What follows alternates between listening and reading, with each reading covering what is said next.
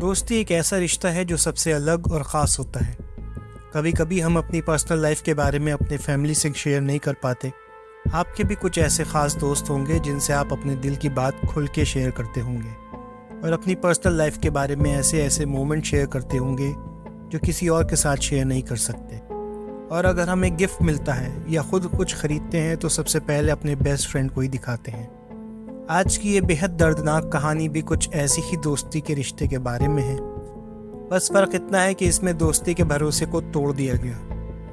बेंगलुरु के रहने वाले 19 साल के शरद की ज़िंदगी में भी कुछ ऐसा ही एक दोस्त था जिससे वो हर छोटी बड़ी अपनी खुशियाँ शेयर करता था। शरद के पापा शरद को एक नई बुलेट बाइक गिफ्ट करते हैं। ये खुशी भी वो अपने ख़ास दोस्त के साथ शेयर करने निकल जाता है, लेकिन उससे पहले कि वो अपने दोस्त के पास पहुंचता, शरद के साथ कुछ ऐसा हो जाता है कि उसने कभी सपनों में भी नहीं सोचा था। और उसी रात उसके घर वालों के व्हाट्सएप पर कुछ ऐसी वीडियोस आती हैं जिन्हें देखकर उनकी रूह कांप जाती है। उस व्हाट्सएप मैसेज में ऐसा क्या था, आखिर ये पूरा मामला क्या था और शरद के साथ क्या हुआ था? चलिए हम आपको पूरा किस्सा बताते हैं, लेकिन उससे पहले मैं आपसे रिक्वेस्ट करूंगा कि हमें सपोर्ट करें और चैनल को सब्सक्राइब कर लें। शरद का जन्म एक मलयाली फैमिली में हुआ था, लेकिन उसके फादर की जॉब बेंगलुरु में थी, इसलिए वो अपने परिवार के साथ वहाँ रहा करता था।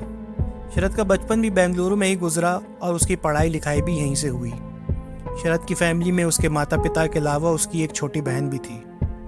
शरद को आम लड़कों की तरह ही बाइक का काफ़ी शौक था, इसलिए जब शरद की उम्र 18 साल से ज़्यादा हो जाती है तो उसके पापा उसे एक रॉयल एनफील्ड की बुलेट गिफ्ट कर देते हैं। शरद को बाइक गिफ्ट में मिले हुए कई दिन हो गए थे, मगर बिजी होने की वजह से वो अपने कुछ खास दोस्तों को बाइक नहीं दिखा पाया था। इसलिए जब उसे छुट्टी मिलती है तो दोस्तों के साथ प्लानिंग करता है और फाइनली 12 सितंबर 2017 को वो अपनी बुलेट बाइक लेकर दोस्त को दिखाने के लिए शाम लगभग 6 बजे घर से निकल जाता है। घर से निकलते वक्त उसकी माँ ने उससे जल्दी वापस आने के लिए कहा था, लेकिन लगभग 7:30 बज चुके थे और शरद घर पर नहीं आया था। माँ को थोड़ी चिंता होने लगी थी और वो शरद को फ़ोन करती हैं, लेकिन वो फ़ोन नहीं उठाता और उसकी आदत नहीं थी कि वो अपनी माँ का कॉल पिक ना करे। अक्सर शरद एक ही बार में फ़ोन रिसीव कर लेता था और अगर किसी कारण रिसीव नहीं कर पाता था तो थोड़ी देर में कॉल बैक ज़रूर करता था। शरद की माँ को लगा कि शायद वो बाइक चला रहा होगा, इसलिए फ़ोन नहीं उठा रहा और वो फ़ोन साइड में रख देती हैं। लेकिन फिर थोड़ी देर बाद ट्राई करती हैं और इस बार भी शरद फ़ोन नहीं उठाता। इसके बाद शरद की माँ लगातार उसे फ़ोन करती रहती है, मगर उधर से कोई भी फ़ोन रिसीव नहीं कर रहा था। इस तरह शरद की माँ की बेचैनी बढ़ने लगी। अभी शरद की माँ लगातार फ़ोन कर ही रही थी कि व्हाट्सएप पर उन्हें एक मैसेज आता है जिसमें लिखा हुआ था कि मैं रात 10:30 बजे तक घर पहुँच जाऊँगा। हालांकि इस मैसेज को देखकर उसकी माँ को थोड़ी तसल्ली हो जाती है, लेकिन ये बात ज़्यादा देर नहीं टिकती, क्योंकि शरद जब भी माँ को मैसेज करता था तो वो हम शब्द का इस्तेमाल करता था। लेकिन इस बार मैसेज में लिखा हुआ था कि मैं 10:30 बजे तक पहुंच जाऊंगा। ये मैसेज जैसे ही शरद की माँ देखती है तो उन्हें कुछ अनहोनी होने का अंदेशा होता है, तो वो उस पर रिप्लाई करती हैं कि मुझसे कॉल करके बात करो वरना घर आ जाओ। अगर नहीं आए टाइम पर तो मैं पुलिस में तुम्हारी मिसिंग रिपोर्ट कर दूंगी। माँ के इस मैसेज के बावजूद शरद का कोई फ़ोन नहीं आता और फिर इस मैसेज का भी कोई रिप्लाई नहीं आता। अब यहाँ शरद की माँ सोच रही थी कि अब क्या किया जाए। उसी बीच एक बार फिर उनके मोबाइल की घंटी बजती है। जब वो मोबाइल चेक करती है तो पता चलता है कि शरद ने इस बार एक वीडियो भेजा है। जैसे ही वो उस वीडियो को प्ले करती हैं, उसे देखकर उनके होश उड़ जाते हैं और वो तुरंत चीखते हुए शरद के फादर को आवाज़ लगाती हैं। दरअसल ये वीडियो एक नंबर से आया था और उसमें शरद था, मगर वीडियो में जो बातें कही गई थी वो काफ़ी डराने वाली थी। उस वीडियो में शरद कह रहा था कि मुझे इन लोगों ने किडनैप कर लिया है, अगर मुझे बचाना चाहती हो तो जितनी जल्दी हो सके इन लोगों को 50 लाख रुपए दे दो, और अगर पैसे नहीं दिए तो ये मुझे मार डालेंगे। इतना ही नहीं, इन लोगों को मेरी बहन के बारे में भी मालूम है और वो लोग उसको भी फॉलो कर रहे हैं, पैसा ना देने पर उसको भी मार डालेंगे। शरद की माँ तुरंत इस वीडियो के बारे में शरद के फादर को बताती हैं। इसके बाद वो लोग फिर शरद के नंबर पर फ़ोन करने की कोशिश करते हैं, मगर कोई जवाब नहीं मिलता। फिर तुरंत ये लोग पुलिस में जाने की तैयारी करने लगते हैं। इसी बीच एक बार फिर से मोबाइल की घंटी बजती है और व्हाट्सएप ओपन किया जाता है तो पता चलता है इस बार फिर शरद ने एक मैसेज भेजा है। इस मैसेज में वो कह रहा था कि अगर आप लोग पुलिस में गए तो ये लोग मुझे ज़िंदा नहीं छोड़ेंगे, इसलिए बिना किसी को बताए आप लोग इनको पैसे दे दो और मामला ख़त्म कर दो। शरद वीडियो में ये भी कहता है कि मुझे ये लोग बुरी तरह से टॉर्चर कर रहे हैं। इसके कुछ मिनट ही बाद एक और ऑडियो आता है जिसमें शरद कह रहा था कि ज़्यादा देर मत करो, अगर इन लोगों को गुस्सा आ गया तो मुझे मार देंगे। अब तक जो 3 वीडियो मिले थे उसमें से 2 वीडियो में शरद कन्नड़ में बात कर रहा था, जबकि एक वीडियो में वह मलयालम में बात कर रहा था। सिचुएशन की सीरियसनेस को देखते हुए शरद के फादर ने पुलिस में तुरंत कॉल लगाया और पुलिस स्टेशन जाकर शरद की किडनैपिंग का मामला दर्ज करवाया। मामले की गंभीरता को देखते हुए पुलिस की जांच पड़ताल शुरू हो गई। पुलिस सबसे पहले पूछताछ की शुरुआत शरद के रिश्तेदारों और फिर उसके दोस्तों से करती है।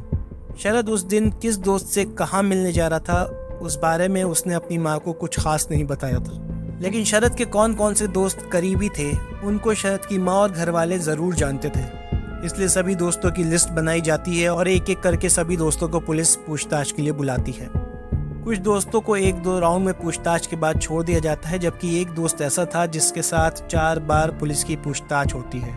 फिर भी पुलिस को कोई सुराग नहीं मिलता और लास्ट में सारे दोस्तों पे से शक हट जाता है। अब पुलिस इस एंगल से जांच शुरू कर देती है कि शायद शरद के पिता की किसी से दुश्मनी रही होगी और बदला लेने के लिए शरद का किडनैप किया गया है। मगर ये एंगल भी काम नहीं आता और यहाँ भी पुलिस को निराशा हाथ लगती है।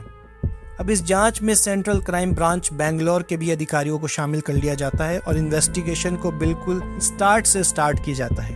पुलिस हर तरफ हाथ पैर मारती रहती है, मगर कई घंटे बीत जाने के बाद भी उनके हाथ कुछ नहीं लगता। इधर ये मामला मीडिया भी उठा लेती है और ये शहर का हॉट केस बन जाता है। पुलिस शहर के सभी हिस्ट्री शीटर्स और इस तरह के पुराने मुकदमे में शामिल लोगों को राउंड अप करना शुरू कर देती है, मगर किसी को भी शरद के बारे में ज़रा सी भी जानकारी नहीं थी। पुलिस की नाकामी के बीच सेंट्रल क्राइम ब्रांच के एक अधिकारी उन सभी वीडियो को फिर से देखने का फैसला करते हैं और अपने साथ कुछ एक्सपर्ट्स को भी बुलाते हैं जिससे वो वीडियो में देखकर शरद की बॉडी लैंग्वेज को समझे।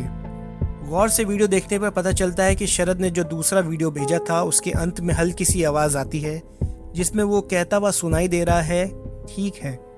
मतलब शरद किसी से पूछ रहा है जो उसने कहा क्या वो ठीक है या नहीं।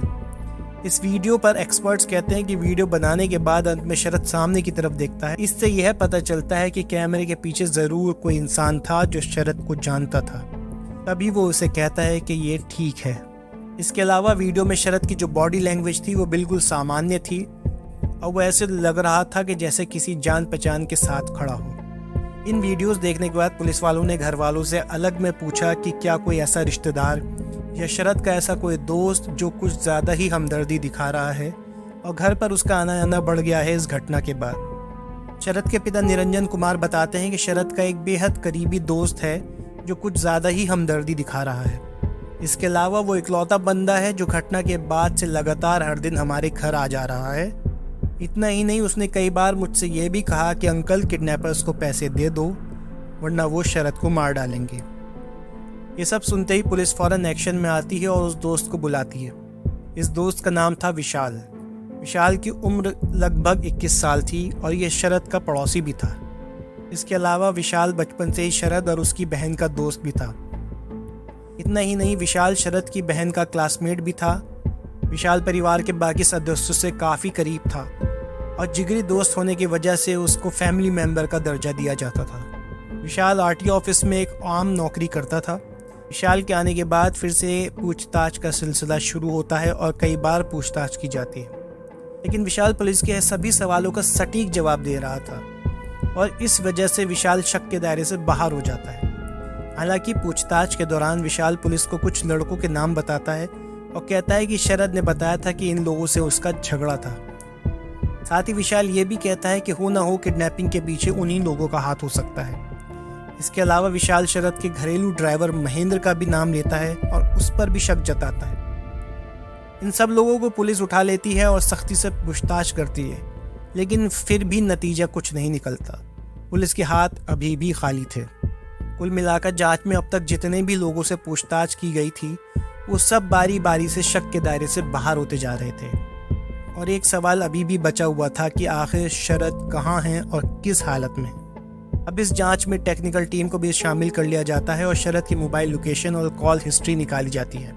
जांच से ये पता चलता है कि जिस टाइम शरद ने वो वीडियो भेजा था उस टाइम उसका लोकेशन घर से करीब 20 से 25 किलोमीटर दूर दूसरे शहर में था। पुलिस को अभी भी विशाल की हाजिर जवाबी और उसका शरद के घर वालों की तरफ ज़्यादा ही हमदर्दी दिखाना गले से नहीं उतर रहा था। पुलिस अब विशाल की भी मोबाइल की लोकेशन हिस्ट्री निकलवाती है। विशाल की लोकेशन हिस्ट्री से जो खुलासा होता है उससे सभी के होश उड़ जाते हैं। दरअसल पता चलता है कि जिस समय शरद ने वीडियो रिकॉर्ड करके भेजा था, ठीक उसी समय विशाल का मोबाइल भी सेम लोकेशन पर था। ये पता लगाने के बाद भी पुलिस विशाल को अरेस्ट नहीं करती, बल्कि अब वो उस पर गहरी सर्विलेंस बिठा देती है। साथ ही उसकी लोकेशन की भी जानकारी निकालती है और पता चलता है कि विशाल अपने कुछ लोगों के साथ पिछले 2-3 दिनों से शहर से कुछ दूरी पर मौजूद एक जगह पर जा रहा है। जांच के दौरान ये भी पता चलता है कि विशाल पिछले कुछ दिनों से नॉर्मल कॉल्स के बजाय व्हाट्सएप कॉल कर रहा है। कुल मिलाकर अब विशाल पर पुलिस का शक पक्का होता जा रहा था और इस बार उसे उठाकर सख्ती से पूछताछ की जाती है। इस सख्ती के बाद जो खुलासा होता है उस पर तो एक पल के लिए शरद के माता पिता को कतई यकीन नहीं आता। दरअसल शरद और विशाल की बचपन की दोस्ती थी। इसके अलावा विशाल और शरद की बहन एक ही क्लास में पढ़ते थे। इतना ही नहीं, विशाल शरद की बहन से प्यार भी करता था। शरद के मुकाबले विशाल की फाइनेंशियल कंडीशन कुछ ज़्यादा खास नहीं थी। उसके पिता एक मामूली नौकरी करते थे और विशाल पढ़ाई लिखाई ख़त्म करने के बाद आरटीओ ऑफिस में एक मामूली सी जॉब करता था, जबकि शरद के पिता इनकम टैक्स डिपार्टमेंट के एक बहुत बड़े अधिकारी थे और अच्छा रसूख के साथ साथ उनकी फाइनेंशियल कंडीशन भी बहुत ज़्यादा अच्छी थी। विशाल के जीजा ने भी बैंक से 4 लाख का लोन लिया था। कुल मिलाकर विशाल के पास पैसों की कमी भी थी और उसको सख्त ज़रूरत भी थी। इस कारण विशाल जल्द से जल्द पैसा हासिल करना चाहता था ताकि वो अपनी परेशानियों से छुटकारा पा सके।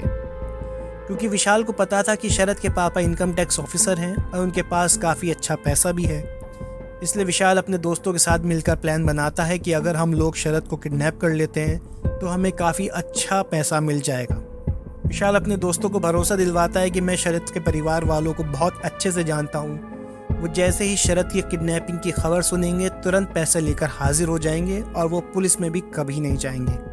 विशाल अपने दोस्तों को इस बात का भरोसा दिला देता है कि किडनैपिंग करके वो काफ़ी पैसा निकलवा सकते हैं, साथ ही पुलिस केस से भी बचा जा सकता है, तो वो लोग इस क्राइम में शामिल हो जाते हैं।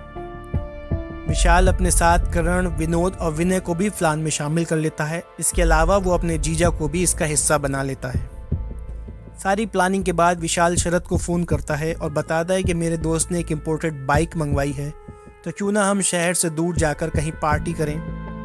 विशाल पुलिस की पूछताछ में बताता है कि इस ऑफर के बाद पहले तो शरद मना कर देता है, लेकिन इम्पोर्टेड बाइक सुनकर वो भी तैयार हो जाता है। जब शरद पूछता है कि घर पर वो क्या बताएगा, तो विशाल उसे आइडिया देता है कि घर पर कह देना मैं कुछ दोस्तों को अपनी नई बाइक दिखाने जा रहा हूँ। विशाल शरद को यह हिदायत देता है कि गलती से भी इस पार्टी के बारे में अपने घर पर मत बताना। सब कुछ फाइनल होने के बाद 12 सितंबर को शरद अपनी बुलेट बाइक लेकर निकल जाता है और विशाल के बताए लोकेशन पर पहुंच जाता है। शरद 6:10 पर अपने घर से निकलता है और करीब 6:30 बजे तक बताई हुई लोकेशन पर पहुंच जाता है। वहां पहुंचकर विशाल अपने कुछ साथियों के साथ शरद को किडनैप कर लेता है और उसको मुंह हाथ बांधकर एक स्विफ्ट डिजायर कार में लेकर सुनसान जगह ले जाता है। उसके बाद विशाल शरद को ज़बरदस्ती वीडियो बनाने के लिए कहता है और फिर शरद के ही नंबर से उस वीडियो को उनके घर वालों को भेज देता है। क्योंकि विशाल शरद की बहन का क्लासमेट भी था और जब वो शरद की किडनैपिंग और पैसों की डिमांड वाली वीडियो उसकी मां को भेजता है, उसके कुछ मिनटों बाद विशाल शरद की बहन को फ़ोन करके नॉर्मल हालचाल पूछता है। इस पर शरद की बहन उसको बताती है कि कोई उसके भाई को किडनैप करके ले गया है और अब 50 लाख रुपए मांग रहा है। इस पर विशाल अनजान बनते हुए शरद की बहन से पूछता है कि उसके घर वाले क्या सोच रहे हैं। शरद की बहन बताती है कि पापा पुलिस में जाने की तैयारी कर रहे हैं। ये बात सुनकर विशाल तुरंत फ़ोन रख देता है और चाकू की नोक पर शरद को दूसरा वीडियो बनाने के लिए कहता है। इसी के बाद शरद अपने परिवार वालों को एक दूसरा वीडियो भेजता है जिसमें वह कहता है कि पुलिस के पास मत जाना, नहीं तो ये लोग मुझे मार डालेंगे, आप इन लोगों को पैसे दे दो। थोड़ी देर बाद विशाल फिर से एक वीडियो बनवाता है जिसमें वो टेररिस्ट वाला एंगल डालता है ताकि पुलिस को गुमराह कर सके। ये सब कुछ करने के बाद विशाल शरद को बाकी किडनैपर्स के पास छोड़कर उसके घर वहाँ के हालात देखने चला जाता है। विशाल शरद के यहाँ पहुँचते ही तुरंत उसकी माँ, पिताजी और बहन के काफ़ी हमदर्दी जताना शुरू कर देता है। साथ ही शरद के गुम होने का अफसोस जताने लगता है। साथ ही ये जानने की कोशिश करने लगता है कि उनका नेक्स्ट स्टेप क्या है। जब विशाल को पता चलता है कि शरद के पिता सच में पुलिस में जाने वाले हैं, तो वो उनको कन्विंस करने की कोशिश करता है कि पुलिस में मत जाइए वरना किडनैपर्स शरद को मार सकते हैं। विशाल की इन बातों पर तब शरद के पिता को जरा सा भी शक नहीं होता है, क्योंकि उस समय वो पूरी हमदर्दी के साथ परिवार वालों के साथ खड़ा था। लेकिन विशाल की सलाह के बावजूद शरद के पिता पुलिस में जाने का फैसला करते हैं। तो विशाल अपने दोस्तों को कॉल करके कहता है कि अब शरद को ख़त्म करना पड़ेगा। हालांकि विशाल के और साथी कहते हैं कि हम किसी की जान नहीं ले सकते, लेकिन विशाल उन्हें समझाता है कि अगर इसे छोड़ दिया तो ये हम लोगों की पहचान जाहिर कर देगा और हम सब फंस जाएंगे। इसी के बाद विशाल के बाकी साथी शरद को लगभग 11:30 बजे रस्सियों से गला घोंटकर मार देते हैं। इधर विशाल शरद के परिवार वालों के साथ हमदर्दी जताने में जुटा हुआ था। क्योंकि शरद के पिता ने पुलिस में भी कंप्लेंट करवा दी थी, इसलिए शरद को मारने के बाद ये लोग अब लाश छुपाने के जुगाड़ में लग जाते हैं। लाश को एक स्विफ्ट डिजायर की डिग्गी में डालकर शहर में घूमना शुरू कर देते हैं। काफ़ी देर इधर उधर घूमने के बाद आखिरकार ये सभी शरद की लाश को लेकर रात के लगभग 2 बजे नरसिम्हैया लेक पहुंच जाते हैं और वहां उसे फेंकने की तैयारी में लग जाते हैं। लेकिन इसी बीच विशाल कहता है कि अगर बॉडी को इस तरह फेंक दिया तो 1 से 2 दिन में वो पानी के ऊपर आ जाएगी। इसलिए ये लोग फैसला करते हैं कि शरद की बॉडी को बड़े से पत्थर में बांधकर तालाब में डालेंगे तो बॉडी बाहर नहीं आएगी। उसी के बाद ये लोग बॉडी को बड़े से पत्थर में बांधकर तालाब में डाल देते हैं और वहां से रवाना हो जाते हैं। इसी के बाद ये सारे लोग हमेशा की तरह अपने डेली रूटीन में लग जाते हैं। विशाल भी बिल्कुल नॉर्मल जिंदगी में वापस आ जाता है और रोजाना शरद की यहाँ हमदर्दी जताने पहुंच जाता है। देखा जाए तो हमदर्दी जताना तो महज एक बहाना था। असल में विशाल डेली यह जानने के लिए पहुंचता था कि पुलिस की टीम कहां तक पहुंची है। हालांकि किडनैपिंग के कुछ देर बाद ही विशाल ने शरद की हत्या कर दी थी। फिर भी वो इसके बावजूद उसके घर जाकर उसके पिता को सलाह देता था कि किडनैपर्स को पैसे दे दीजिए, वरना वो शरद की जान भी ले सकते हैं। लाश को उस तालाब में फेंकने के बाद विशाल और उसके दोस्त अक्सर उस तालाब के पास जाते थे, ये देखने की कहीं लाश ऊपर तो नहीं आ गई। तालाब में फेंकने के 5 दिन तक लाश अंदर रहती है, मगर जब ये लोग 17 सितंबर की रात उस तालाब के पास जाते हैं तो देखते हैं कि शरद की बॉडी ऊपर तैर रही है। ये देखकर विशाल और उसके दोस्त घबरा जाते हैं और फिर लाश को दोबारा पत्थर बांधकर फेंक देते हैं। साथ ही इस बार लाश को जल्दी ख़त्म करने के मकसद से पत्थर के साथ एक नमक से भरी बोरी भी बांध देते हैं, जिससे कि लाश तालाब में गल जाए। जब ये लोग 19 सितंबर को फिर यहाँ जाते हैं तो देखते हैं कि लाश फिर से ऊपर आ गई है। इसके बाद ये लोग लाश को निकाल लेते हैं और कहीं और जाकर फेंकने का इंतज़ाम करते हैं। वैसे 7 दिन बीत जाने के बाद लाश पे इंतहा सड़ गल चुकी थी। ये लोग उसकी बॉडी को फिर से गाड़ी में डालते हैं और रात के अंधेरे में उसे लेकर रामू हल्ली के करीब आते हैं और वहाँ उसे एक दूसरे तालाब में डाल देते हैं। इस खुलासे के बाद हर कोई हैरान और परेशान होकर रह गया था। पुलिस विशाल को तुरंत लेकर उस एरिया में आती है और उसकी निशानदेही पर 22 सितंबर की सुबह यानी मर्डर के 10 दिन बाद तालाब में से बॉडी को रिकवर कर लिया जाता है। क्योंकि शरद की डेथ को बहुत दिन हो गए थे और अब उसकी बॉडी बेहद गल चुकी थी, इसलिए पुलिस उसके डीएनए सैंपल लेकर बॉडी को अंतिम संस्कार के लिए भेज देती है। शरद के घर वाले जितने दुखी शरद के जाने से नहीं थे, उससे कहीं ज़्यादा दुख उन्हें इस बात से था कि जिस विशाल को उन्होंने अपने परिवार का हिस्सा माना, उसने न सिर्फ उनके बेटे को छीना बल्कि ये बात अपने अंदर छुपा के रखी और उनके घर में आता जाता रहा। इस मामले के खुलासे के बाद विशाल को गिरफ्तार कर लिया गया। साथ ही पुलिस ने विनय प्रसाद उर्फ विक्की, करण पाई और विनोद कुमार को भी गिरफ्तार कर लिया। ये सभी लोग 25 साल से कम उम्र के थे। तो देखा आपने कभी कभी कैसे अपना भाई से बढ़कर दोस्त पीठ में छुरा भोंक देता है और दोस्ती के पाक रिश्ते को तार तार कर देता है। अगर आप ऐसे ही सच्चे खतरनाक खुलासे सुनना चाहते हैं तो अभी हमारे चैनल को सब्सक्राइब कर लीजिए। शुक्रिया।